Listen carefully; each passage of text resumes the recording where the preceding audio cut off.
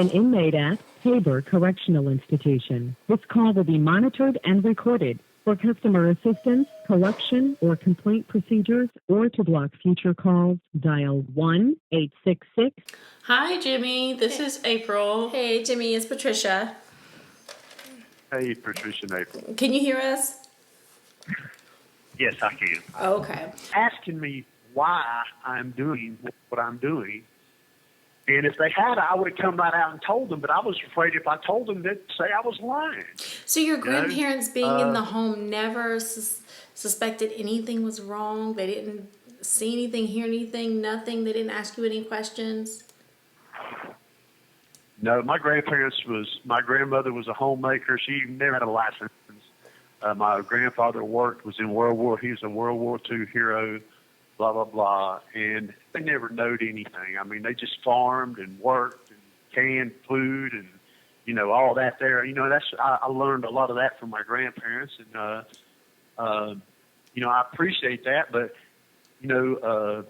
finally, after a couple of years of that abuse stuff, I guess I just turned 13. I ran to the streets because I had found some older friends that lived in the apartment complex over near where my dad lived at in West Asheville. And QB Apartment is actually where it was at. And I went over there and started hanging with them. Well, all these people are like 5, 10 years older or more older than I am, but they like me because I'm a 13-year-old kid. I come over here to party, and I'm a tough kid, from what they was seeing. Yeah. And right off the top, I'm 13 years old, and I had a woman that was many years older than me, about 15 years older than me, take me into her home because she seen me. I was sleeping from couch to couch to couch, and she took my virginity, per se, and at the time I didn't realize she was just as much of a sexual predator as my uncle was. Right. Exactly. Yeah. She was quite a bit older than you. Was she adult? This call is from a North Carolina correctional facility. I was 13 and she was in her 30s. Did you see anything Wow. wrong with that at the time, or you just really were excited that this older woman wanted you? Well, actually, it was almost like she was validating that, hey, you're a man. No matter what's happened to you, I see you as a man. Right. She didn't know what happened to me. Right. But in my mind, I'm having these conflicting feelings. But when that was happening with her, I said, okay, well, I'm okay. I know I'm okay. What happened to me wasn't my fault. Right. And I'm trying to validate myself. You know what I'm saying? Yeah. And for the rest of my life, I tried to validate myself. I ended up in prison and jail by the time I was 16. Mental institution, Broughton Hospital. Went to prison when I was 18. Got out when I was 21. Had a drug addiction. Prison back in the 80s, late 70s, early 80s was a different kind of prison system than today. Only the strong survive, and I became one of the very strong. And I got out in 1987, February 13th, and I was not ready to be out. My mentality was bad because of how I had to live for years in prison. Understandably, you were institutionalized. And December 22nd, 1989, 3 days before Christmas, I was apprehended by the police in Asheville, and I had multiple charges, 30, 40 charges. And I went to court in July of 1990, and the judge for first-degree burglary, armed robbery, and assault gave me 99 years, 50, 40, and a 9 boxcar. Oh my goodness! And I was 23 years old. And later that year in October, I went back and he gave me 56 more years, a 50 and a 6 boxcar, which gave me a 155-year sentence with a 2065 out date, and it was 1990. How did that make you feel, being 23 years old and seeing that you've got a 155-year sentence ahead of you? I just seen it as, okay, that's the end of my life on the outside as I know it. This is my world, and I proceeded to live that way. I didn't let anything get... Did you commit a crime did you murder anybody? No, ma'am. I had some murder charges. That's why I got so much time. Was they charged me with homicide that was later cleared and someone else had done it. But at the time when they dropped the charges against me, and I was going to trial for burglary, robbery, and assault, where I got the 99 years from, I had to pick a jury out of that community that just heard how I got away with two homicides. And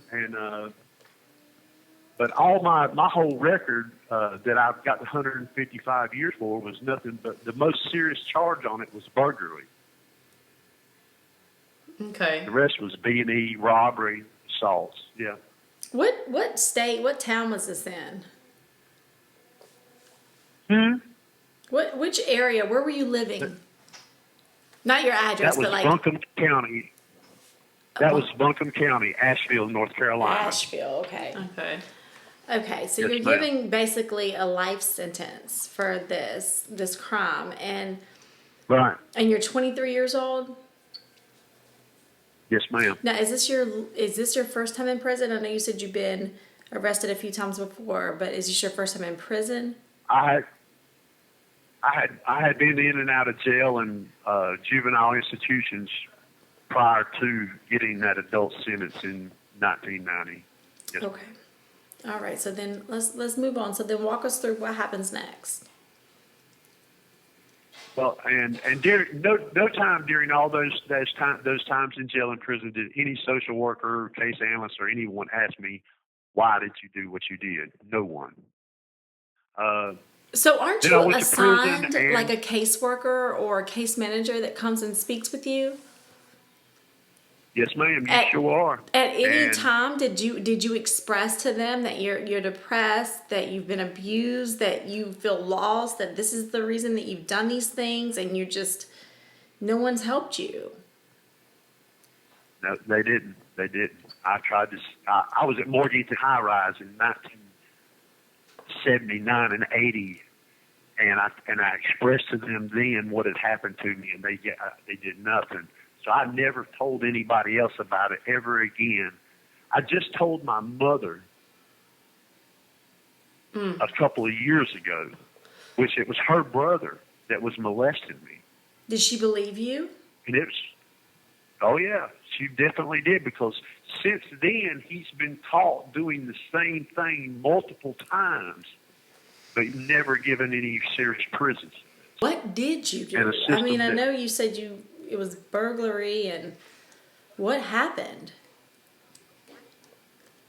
It was drugs. I was doing drugs. I was shooting cocaine, and I committed those crimes to feed my addiction. And you were just robbing people? Yes, ma'am. Were you hurting them? Yes, ma'am. I've hurt people before. Yes, ma'am. I did. Got it. But no one ever lost their life. This interview's hard. It is hard. Before we were cut off, we were discussing you entering prison, getting this lengthy sentence at 23. This is your first time going to prison.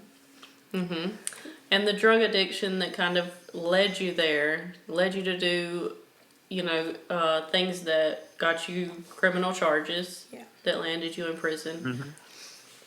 So let's talk about that. Expand that just a little bit. When did you start using drugs?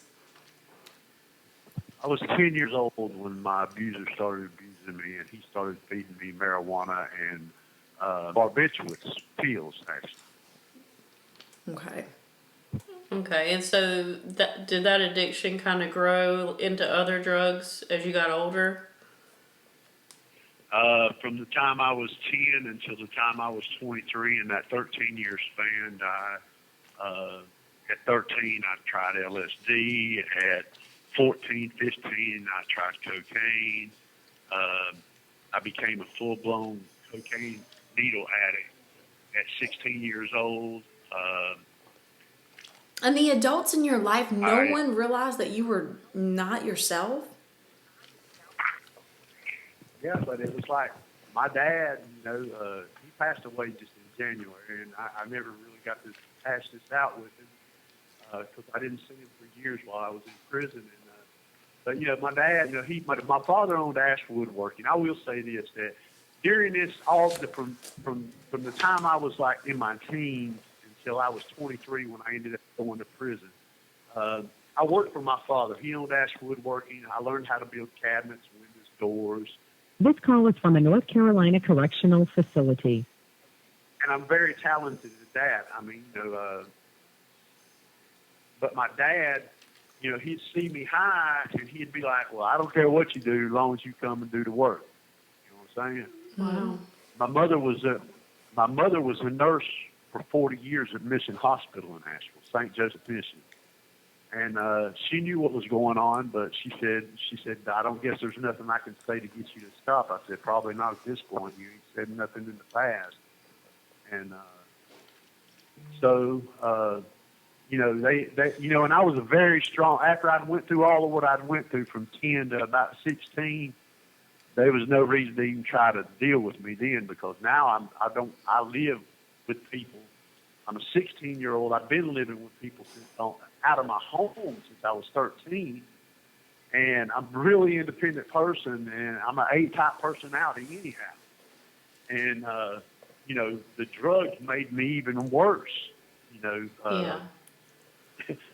And Right. So, Jimmy, so then you get this sentence. How long were you in the prison the first time?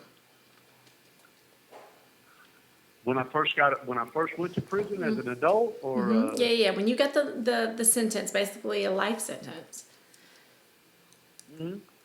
How many years did you do? I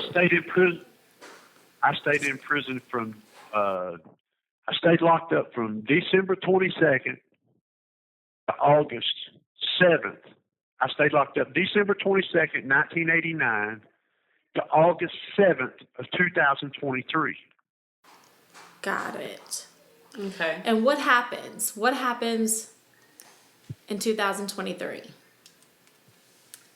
You mean for me to get out, or Yes. after I got out? No. For you to get out, because you were given a life sentence. So I just want our viewers to understand what took place in order for you to be given this sentence, and now you're given the possibility to get out, and then you do get out.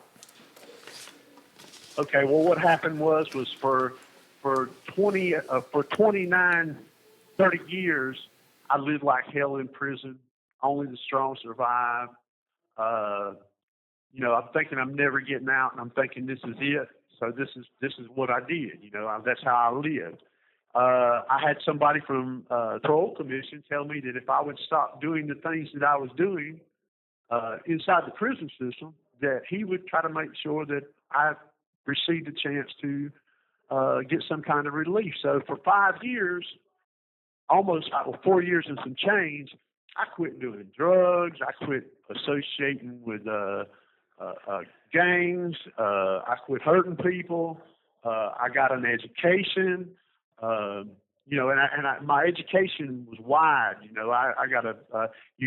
I wrote a book in 2006. It's on theology. It's on Lulu.press. James McReed, Christianity and Islam, blah blah blah. I got a theology degree. I got several degrees, certifications, so on and so forth. And in about 5 years, they came to me. 3 years, they came to me and said, "Hey, look, you did all this right here, and we're going to offer you a MAP contract, and it's for 24 months." What is a MAP Hmm? contract? Explain that to our viewers. A MAP contract is called a Mutual Agreement Parole Plan. And what they do is they say, okay, you have a sentence that you can't possibly do, but seeing how you've done 3 decades and you turned your life around basically because you exhibited behavior showing that, you've got an education, you're pushing toward preparing yourself for society. We're going to give you this MAP contract. I signed it in August of 2021, right here where I'm at Tabor City. And they said, you'll get out August 7th of 2023, and we want you to do this program, this program, this program. And I did all those programs, and they said, well, your last 15 months, we'll put you on work release so that you can earn and save money so that you can be self-sufficient. You can, in that 15 months, I could have saved $15,000 easy. Right. And that was so that I could be self-sufficient upon my release, so that I didn't have to depend on nobody, be a burden on the society or anything like that. Right. And the parole commission gave me that. The prison system refused to allow me to go out on work release, citing my past history, although I was going to get out no matter what they'd done. Right. So their rationale of what they was doing to me was wrong. Mm-hmm. Okay. And they sent me out the door. They sent me out the door with a $45 gate. Whenever you got the MAP, did they ever discuss with you any kind of stipulations? I know that they told you the stipulations while you were incarcerated, but what are the stipulations of a MAP once you're released? They put me on 5-year parole. Okay. And that I had to remain gainfully employed, and pass urinalysis test, and that was about it. So as long as you can pass a urine test and you can keep a job, and you're on parole for the 5 years. You're on This parole. call is from a North Carolina correctional facility. Other than that, those are your only stipulations. Say that again. So I'm saying for your stipulations for your MAP program to get released, you only had to, you're on parole, you had to pass a drug test, and you had to keep a job. Right. So could you travel out of the country? No. Could you get a speeding ticket? Well,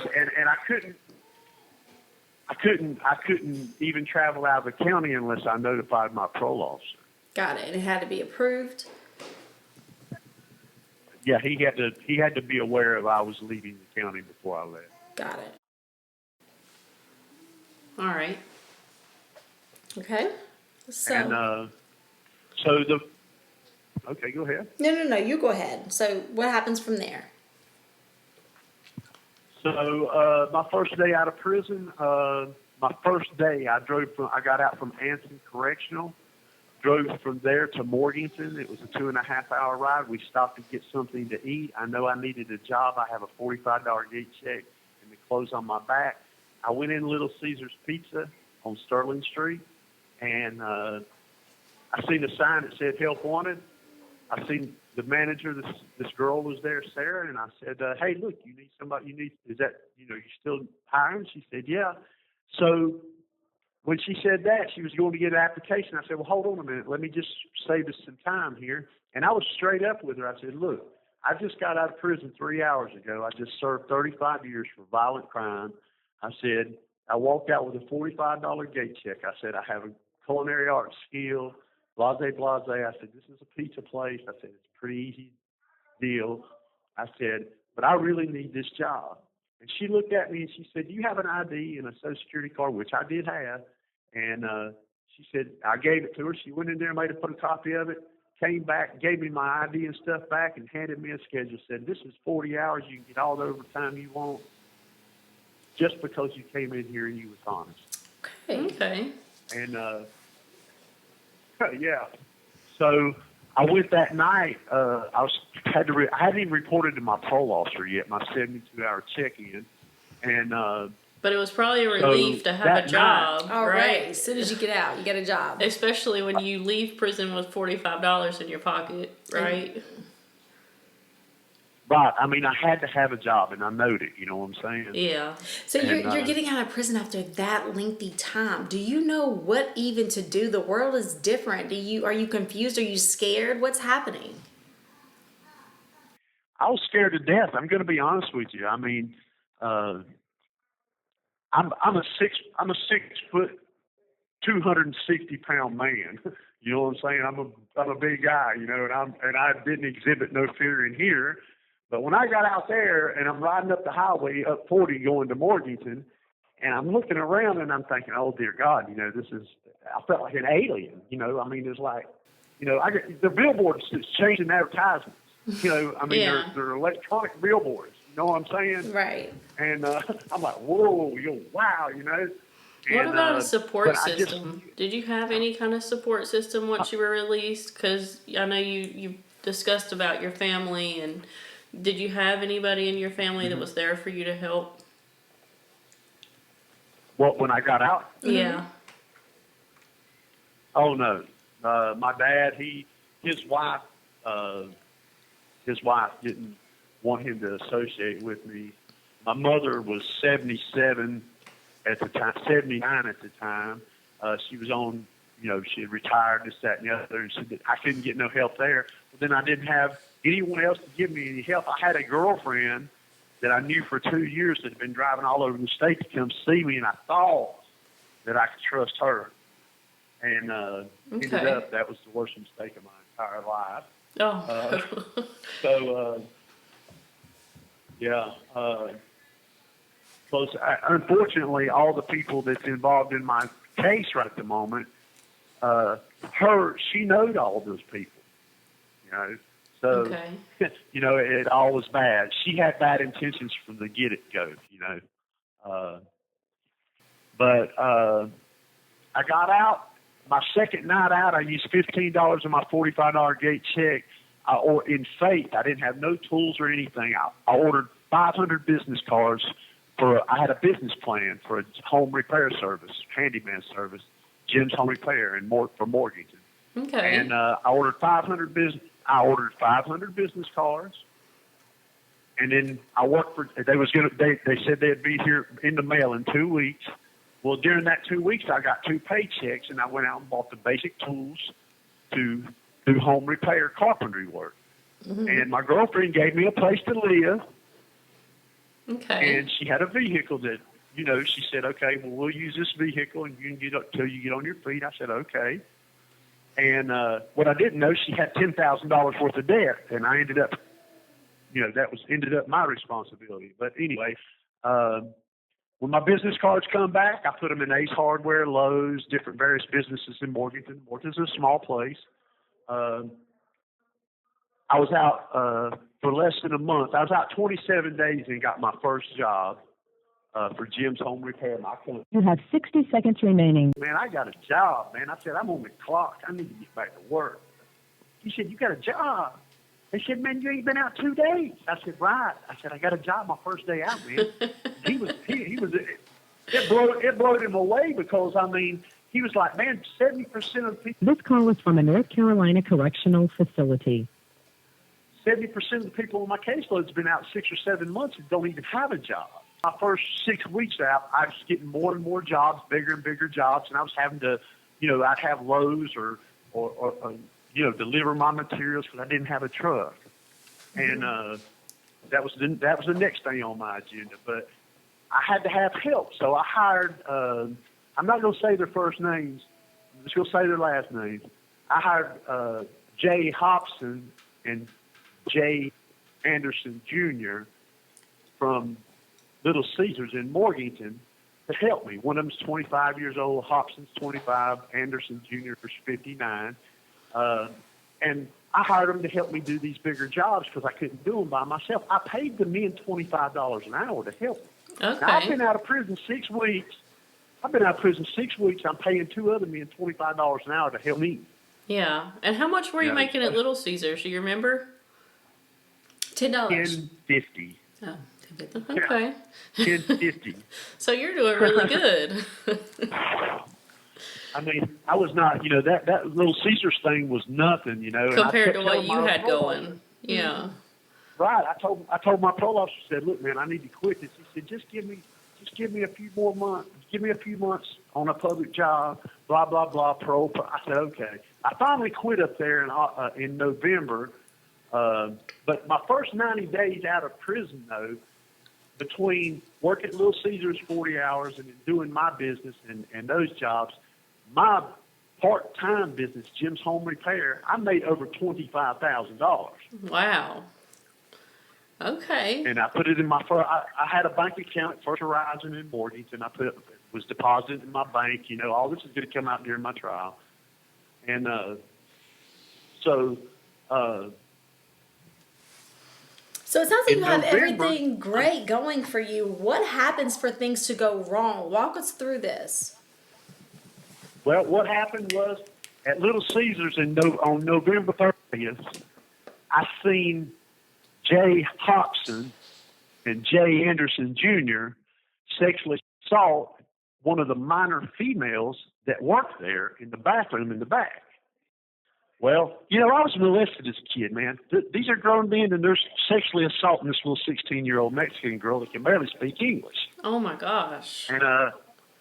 And she came up there, and her shirt's tore, and I seen what happened, because I've been in prison, man. I'm very well aware of my surroundings, no matter where I'm at.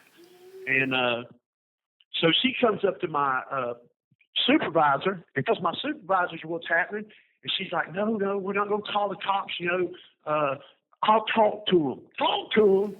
Man, they just committed a crime, man. And these guys work for me. You know what I'm saying? Mm-hmm. So it pissed me off. I ain't going to tell you no lie. I took off my work shirt. I tossed it on the counter, and Sarah's like, what's up? I said, check this out. I said, I had all the respect in the world for you until you just said what you said to that girl. I said, them two dudes right there are child molesters. I said, they just assaulted this child. I said, you're not going to call the cops. She said, don't call the police. I said, I'm not going to call the police, but I'm going to get out of here before I do something. Yeah. That you're going to have to call the police for. Now my mind, I done shifted in another gear, right? Yeah. So I left, and she actually sent a text to my phone and said, well, Jim, I guess she thought I was playing when I said I was through. She said, well, due to all the drama, I don't want you to come back up here. I said, so what you going to tell my parole officer when he calls and wants to know what happened? Oh, I'll tell him. She sent me a text. I got it. She said, I'm going to tell him that you was a good worker, but I had overstaffing issue and had to let you go and blah, blah, blah. I said, so I texted her back. I said, so you're not going to tell him the truth? And she never texted me back. Then I called Jay Hobson and Jay Anderson Jr., and I told them, I said, y'all are fired. I said, I can't trust you to take you into my customers' homes. They got kids there. I said, I just seen you sexually molest a 16-year-old girl. Oh my gosh. I said, you're fired, man. This call is from the North Carolina Correctional Facility. I said, you guys are fired. Mm-hmm. So that was on November 30th. Okay. Can I December ask 4th, why nobody called the cops? Why you didn't call the cops? No, I should have. Yeah. And I regret not calling the cops. Right. No, but I get it. That comes from 3 decades of programming in prison. Do not involve the police. Right. Yeah. So December 4th, I go out to my truck. I bought a truck and everything during this time. I'm coming up in the world, bought about $3,000 worth of tools. I go out to my truck and all my tools are gone. Well, I tell my girlfriend, dude, somebody stole my stuff. She said, well, there's a camera in our house. She pulls it up on her phone. There's Jay Hobson and Jay Anderson stealing my stuff the night before out of my truck. So I called them, and I said, hey, man, bring my stuff back. I'm not calling the police.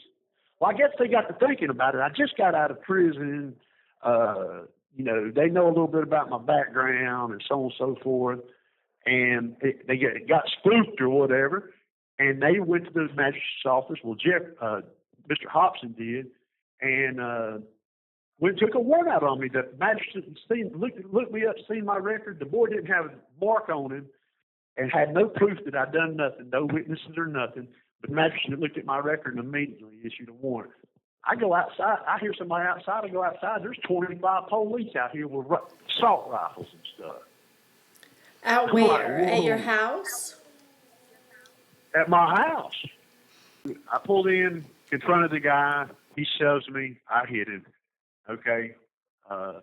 I didn't provoke him to shove me, because I told him I know he stole money from a potential customer of mine. That's why he shoved me, Jay Anderson, and it was all on the video from Table Rock Pharmacy. The whole incident was, you can see me clear as a bell. My attorney, I'm gonna say her name. Her name's Michelle Lippert from Morganton. She got she's got the video, enhanced it 40 times, and you can see clearly my hands. I have no gun, but he told them that I had a gun. Now, this police detective Dillinger, that day, that guy Jay Anderson Jr. that told him that story. First off, he's a convicted felon. That's the first thing. The second thing is, he told him that lie. Well, Detective Dillinger went and got that video from Table Rock Pharmacy that clearly shows I had no gun. Okay. I mean, 30 minutes after this happened. Even though he's got that video that proves that this man is lying, Detective Dillinger pulled my record up and seen where I was in prison all that time and what I'd done to get there. He did no more investigation. He stopped the investigation completely. He went and done, well, he had no other information other than what that guy was saying in that video. He went straight up to the magistrate's office and took warrants out on me for possession of... This call is from a North Carolina correctional facility. Attempted robbery, assault with a deadly weapon, and violent habitual felon. Wait, I have a few questions for you, Jimmy. Uh-huh. For the customers that they stole the money from, so how exactly did this happen? In order for them to get involved with a contract deal, no matter if it was under their name, your name, isn't there some sort of contract? Didn't they need to meet with them? Well, apparently what happened was Jay Hobson, the 25-year-old that was one of my employees, took my business card and blacked my phone number out on it. It didn't have my name on it. It just said Jim's Home Repair. It didn't have my last name. And he blacked my phone number out and put it on his Facebook Marketplace account and put his contact information. The homeowner showed me how she contacted him. That's how I know what happened. Okay. So they contacted him, and did they have to sign any type of contract? No, he went out and figured the job and gave them this price that was, going to be a real deal for them or whatever. And, people are greedy. I mean, let's just face it. They didn't want no contract. He asked them, because he asked them, do we need to draw up a contract or something? But you can get one offline anywhere. And he's seen the contracts that I use for other customers, so he knew where to go get one if he needed one. But the homeowner said no. And she gave them $3,000 up front. And Jay Anderson Jr. and Jay Hobson took the money and stepped and never went back. So do you have a witness statement from her saying that basically she can identify the person that came there, what she gave them, and to say that she's never met you, you didn't come there, you didn't agree to anything, and there was no contract with you? Yes, ma'am. I have a friend, and I don't mind mentioning her name. Her name's Dr. Kathy Leslie. She's a psychologist at Chapel Hill, 30-year psychologist. She's one of my best friends. She wrote me for 27 years in prison and went to every parole hearing I've ever had. I've had 10 of them. And she hired my lawyer, Michelle Lippert, $20,000, and she hired a private investigator, a man named William David Mundy from Hickory, an ex-28-year state trooper investigator, professional witness, and hired him for another $7,000. And he went out and got all the information from these people proving that this is what happened. What I'm telling you, it's already been substantiated by my private investigator that, yes, this actually all happened. Okay. So then the next question that I have is, when this whole altercation took place, the cops came, you stayed. No, I didn't stay. I left. Okay, so you did I leave. left. So you're not there. Nope. So where'd you go? Well, after I punched him in his nose, after he pushed me, I punched him in his nose. I got back in my vehicle and left. Okay. And I don't know, I didn't know what was going on at first. I went to the job that I was supposed to go to. That morning, I just stopped at my ATM on Jamestown Road in Morganton and withdrew $950 out of my ATM for materials for this job. That's in the record. I mean, they got records of me doing that 30 minutes before all this happened. And so I leave and I go to go do this job. Well, then I'm over here at these people's house doing this job, and my girlfriend calls me and says, "Hey, the cops are looking for you." I said, "What?" She said, "They got a warrant for you for possession of a firearm by a felon, attempted robbery, assault with a deadly weapon, and violent habitual felon." I mean, it ain't like an hour and a half later. Okay. And so we're I'm like, really quick though, Jimmy. We're sure that those were I know that they came. You had warrants. They're going to arrest you at this point. You said the investigation stopped, but are we sure that those were? So basically, what I'm asking is, could it have been that he also was claiming the aggravated assault, which would have also been a violation? Yeah, he's claiming that he's not telling them what I was there for. He said that I came there to rob him. He didn't say what for, and that we got into altercation, and I had a gun and I hit him with it in the face. Well, the emergency room records is not. Listen, I'm a 250-pound man, 6 foot tall. He said I hit him in the face with a 2.5-pound handgun 6 to 8 times. Did he have anything on his face visible to represent that? He had 2 stitches in his nose where I hit him in his nose. Okay. But listen, if you go Google it and Google pistol whip. Listen, if you hit somebody one time with a 2.5-pound square blunt object, rough edge object, sharp edge object, you're going to be devastated with one hit. Right. He said I hit him 6 to 8 times in the face with it. Right. Mm-hmm. This call is from a North Carolina correctional facility. And the cops didn't investigate that? No one did an interview with him to assess where his bruises were and what happened? Yeah, the cops talked to him and everything, and that's the lie he told them. Got it. And the last question I have for that situation, is that you didn't, for the tools that they stole, I understand not getting the cops involved, but you didn't have any paper trail of your purchase, meaning all the tools that you had in your truck, you couldn't prove that you purchased them through receipt or bank statements?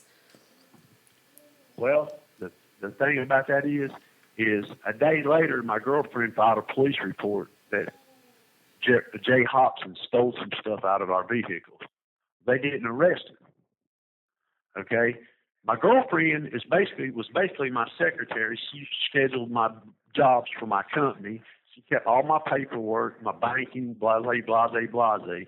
Well, when all this happened, she called me and told me that. I said, "Well, I'm coming to the house." I said, "We're going to have to figure this out." She said, "No, don't come down here. The cops was probably up the street watching." She said, "Meet me at exit 90, Nebo Road truck stop in McDowell County." I'm like, "What?" So I meet her over there. She had called. I got a friend in Asheville. Her name is Linda Vesperini. Her and her husband own Schultz's Law Firm for 40 years over there on Merriman Avenue. They're retired now. And she had called her, and Linda said, "Well, y'all come up here and let's discuss this, and then we'll go turn you in." Well, when I go meet Tabitha at my girlfriend at the truck stop, we get in her vehicle, drive to Asheville, 45 minutes.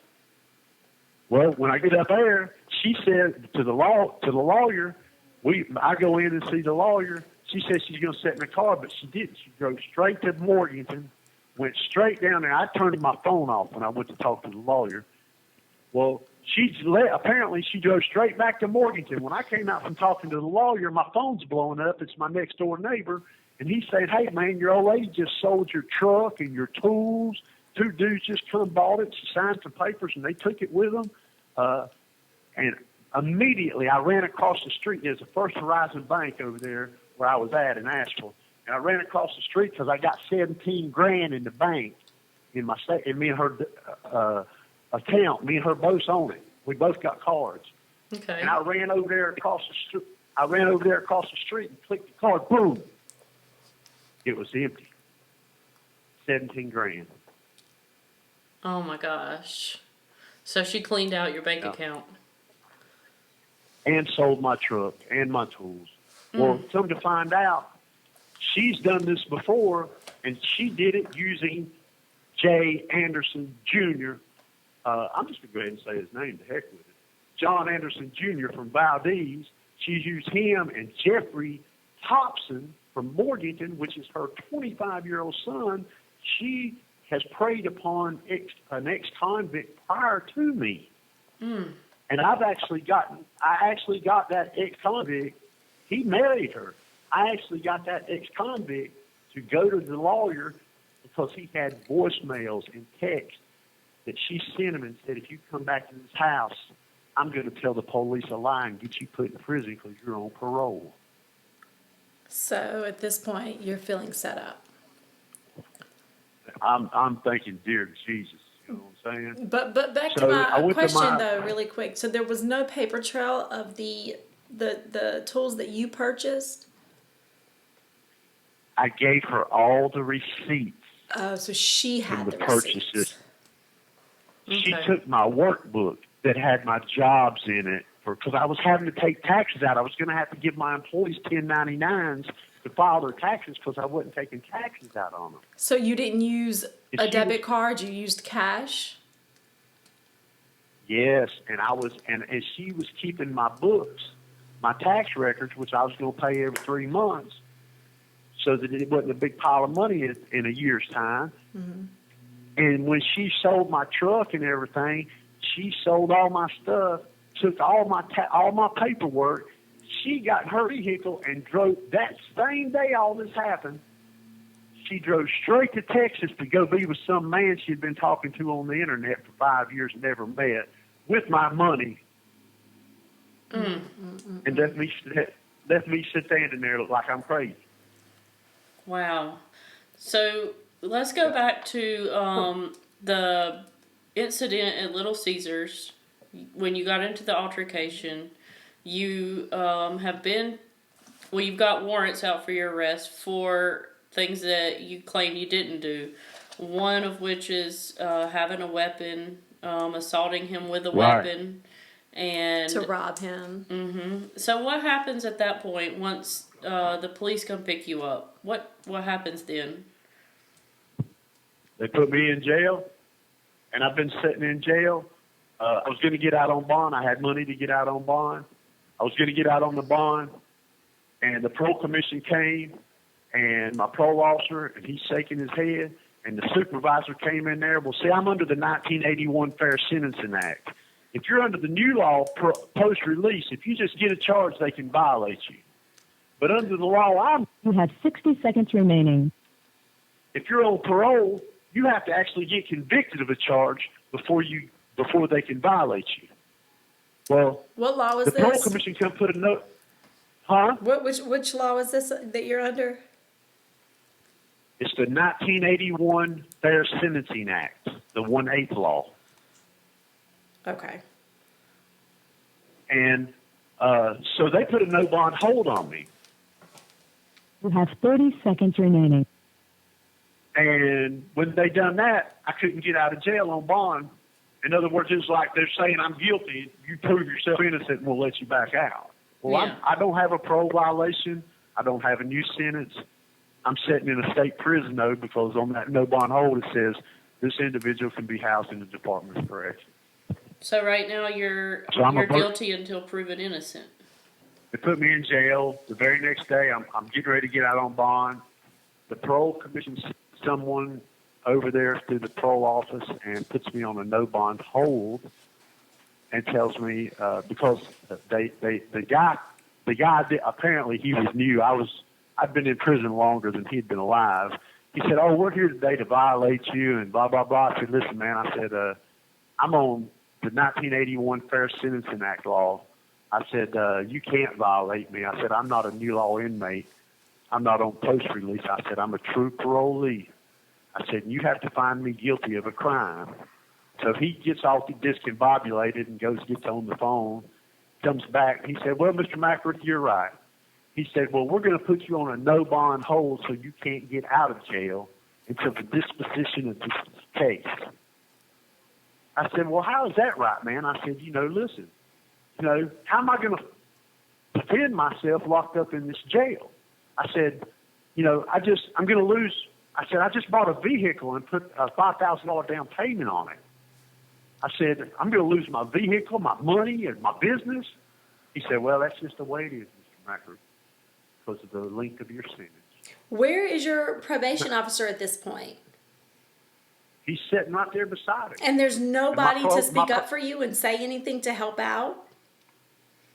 Well, my probation officer told him, he sat right there and told him, "Mr. McRae's done everything that he's supposed to, above and beyond." And the guy that's from doing the parole commission part of it said, "It don't make no difference what he's done. He's going to have to sit here until the disposition of this charge, because of the length of what's left on his sentence." Because if you can look me up on Offender Online, North Carolina DAC 0268-650, you'll see it says my parole date's for 2065 on there right now. Right. Mm-hmm. And so now I sit in jail. Well, I was in jail, and I was scheduled to get a knee replacement at UNC Chapel Hill. I'd done that while I was out because I have a bad knee. Mm-hmm. And so I was on medication, because it's bad. I mean, it's bone on bone. It's really bad. And I'm sitting in jail, and Captain Humphreys of the Burke County Jail, he says, I'm telling him, can my people bring my medication up here, man? I'm hurt, man. And he said, I don't care what you are. He said, sign up for a sick call. Well, sick call in jail is $20. So he wanted me, it's because they don't got no doctor, he wanted me to sign up for a sick call every single week for $20 to get 7 packs of aspirin a week, 1 pack a day, for an injury that I'm taking some, sure enough medication.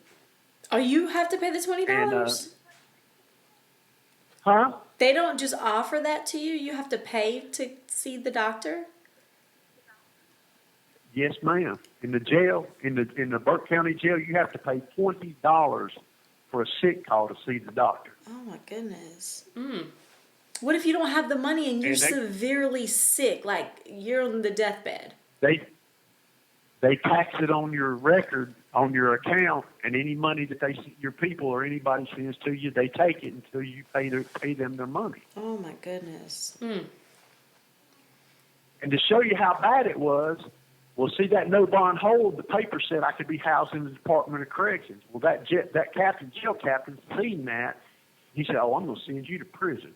I said, please do. I said, he said, I don't want you on my budget.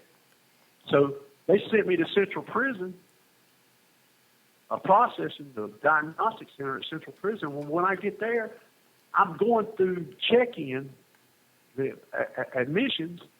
The doctor takes one look at my knees, and I ain't even been there an hour, and immediately orders emergency x-rays. Mm. And he said, oh, my God. They put me on that high-powered medication right then, and then called UNC Chapel Hill and said, hey, look, he had an appointment scheduled. So now I just came back Monday from going to UNC Chapel Hill. They're getting ready to do this knee replacement on me here soon. And, if I don't get out, this coming week. But at any rate, so they put the no bond hold on me, and I can't get out of jail. So in the last year, since January of 2024, I went to court every other month, 5 times, and it's got put off 5 times in the last year.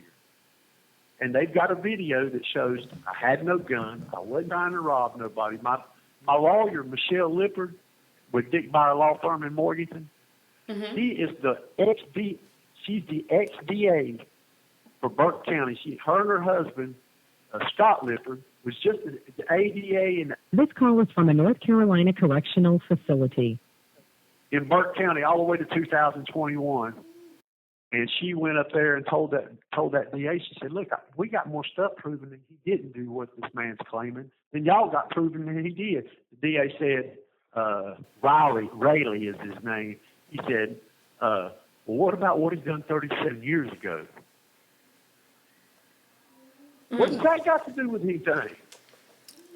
What does happen when you're on a map and if you were to go to court and you were to be, convicted of this, what happens because you're on a map? Do you have to go back to your old sentence plus whatever else you're convicted of? How does that work? Yeah, that's exactly how it would work. If they convict me of this right here, I'll go back to my 155-year sentence for 2065 out date, and then whatever time they could possibly give me for what I didn't do. Oh my gosh! They'll pile that on top of my sentence that I'm already done 35 years on. So the map could be revoked. I mean, that's what it sounds like. That would be a death sentence. Well, couldn't it be revoked anyway, though? Because even if they didn't convict you on the things that he lied about, as you say, you didn't have the weapon, it's on camera. Couldn't they still convict you, though, because of the assault? Because they're going to say you came there with the intent of a purpose, whether it be to get your stuff back or whatever, and they see on the camera that you hit him. Isn't something as simple as that able to revoke the map, too? Well, my lawyer said that I had every right to confront him verbally as long as I didn't assault him, initiate an assault, and that he assaulted me first. It's clear on the video that he pushed me and assaulted me before I punched him in the face. And she said, that's a self-defense, stand your ground law. She said, the man assaulted you. Mm-hmm. She said, you're reacting. She said, so she said, we can get around that. She said, I'll tell. She said, she's going to argue my situation to the parole commission. If I beat these charges, she's going to go to the parole commission and say, look, this man just done 35 years in prison in a violent environment. And if somebody comes at you with violence like that, you respond. You don't play no games. You're in here with killers. Yeah. Right. And so she felt confident saying that they would reinstate me, maybe put me on a monitor or something. I've done 35 years, man. And if I can go up here and beat these charges, then I shouldn't have been in that position anyway. Right. Yeah. As far as so. Okay, so you have a pending trial date, or you go to court to find out if you're going to be going to trial soon. Is that correct? Yes, ma'am. On February 3rd. Okay. All right. And has this happened? You said that the court case has been continued multiple times. Have you went to court like this before and then found out that it's going to be continued? Is there a possibility of that happening? They're going to say, I told my lawyer, I said, you tell them that we're not going to do this put off no more. I said, you tell them that either put the evidence up to show that I've done it, she's going to go in there and plead me not guilty and file for a dismissal of charges. And she said, this is what I told her. I said, go in there and file a dismissal of charges and plead me not guilty. And I said, if they don't go with that, we're going to tell them to get 12 and let's go to the box, jury box. Right. Let's take it to trial. Okay. Because they don't have no evidence to prove that I did what I done, and because I didn't do it. I didn't do what they're saying I done. Why would I have $17,000 in the bank? I just withdrawed $950 out of my pocket. Why would I stop up here and rob somebody? Yeah. I mean, come on. I mean, any rational human being in society. Somebody that has no understanding of the criminal justice system can clearly see that, okay, we got this video that shows he didn't have no gun. We got this girl that's making this story up, and this guy that's making this story up, and all three of these people know each other. They done stole money from one of his customers, stole his tools. He's done fronted them out because they sexually assaulted a 16-year-old employee at Little Caesars. You know, they had motive to do what they done. You know what I'm saying? Mm-hmm. So, you know, why? If I got all this thousands of dollars in the bank. I just drove out almost $1,000 out of my account 30 minutes before this incident. Why would I go and try to rob somebody? And does your attorney have receipts for all of this stuff, the withdrawals, what you had in your account, the statement from the people that they stole the money from and didn't complete the job? Do you have all of this evidence for your attorney? Yes, ma'am. Yes, ma'am. My friend, Dr. Cassie Leslie, spent over $30,000 for my attorney and my private investigator, and they went and got every single. You have 60 seconds remaining. Okay. That I presented to you this evening. Okay. So at this point, Jimmy, you have been sitting in not jail but prison for over a year, and you've not been convicted of a new crime yet. You're waiting to prove your innocence in the court of law. And I've not got a parole violation yet either. Okay. I did want to go back. I wanted to ask you a few questions because at the beginning of the interview, we talked about your history, your upbringing, some of the things that you went through. And one of those big things was drug addiction. Whenever you were incarcerated in prison, did you ever receive any kind of drug rehabilitation or anything like that to help correct those issues that led you to prison? When I first came to prison, I went to Central Prison and Process, and then I went to Salisbury, and I went to DART program at Salisbury in 1991.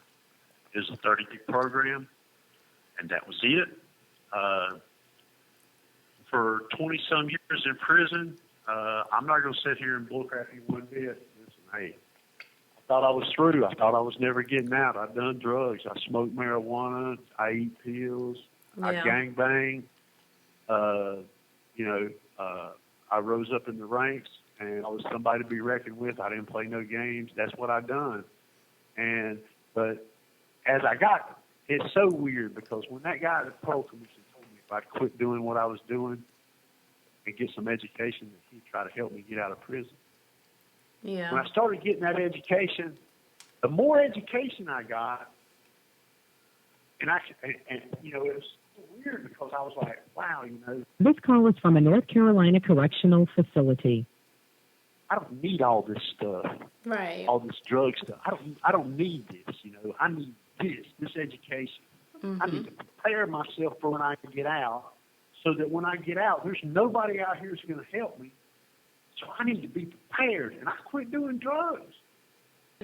Did the prison system, did they ever offer like therapy or anything to help with the sexual abuse that you sustained at such a young age? I never told them.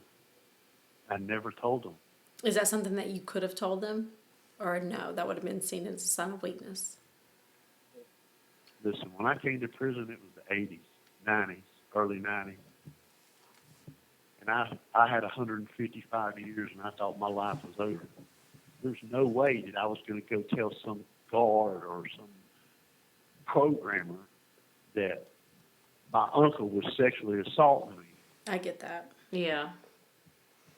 And then they go out on the yard like they do now. They do it now. And the staff go out here and tell these other inmates. And it just makes you look weak, yeah. Do they do that? Do they tell other inmates private, confidential information like that? Yes, ma'am. They sure do. Wow. Listen, when y'all get this next letter from me, you'll probably get it tomorrow now. There's such a drug epidemic going on in this prison that it'll blow you away. There's no inmates that leave outside the gates of this prison ever. And they have overdose after overdose after overdose after overdose. There's no people that come in here, very few that come to visit. Most all of us video visit. and they try to blame it on the inmates. Well, they cut all that out. There's nobody else to blame. So, well, how's it getting in here? But trust me. And your house at Tabor when Correctional? You get that, yes, ma'am.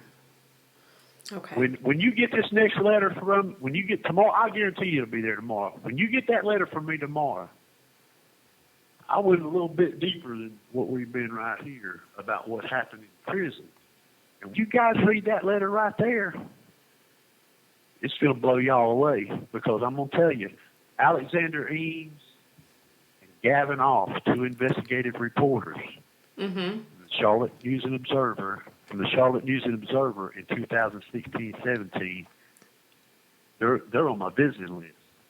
They came to see me after I called them because one of my friends, his name was David Merle Wise, 58 years old, from Kitty Hawk, North Carolina. I watched him die on a dirty prison floor on drugs that the police sold him. Oh my God! And I called those reporters. How long ago was this? Them, that was 2016, 2017. They did a 10-part series in the Charlotte News and Observer on drugs and smuggling in prison by the guards. And I was the one that gave them all that information.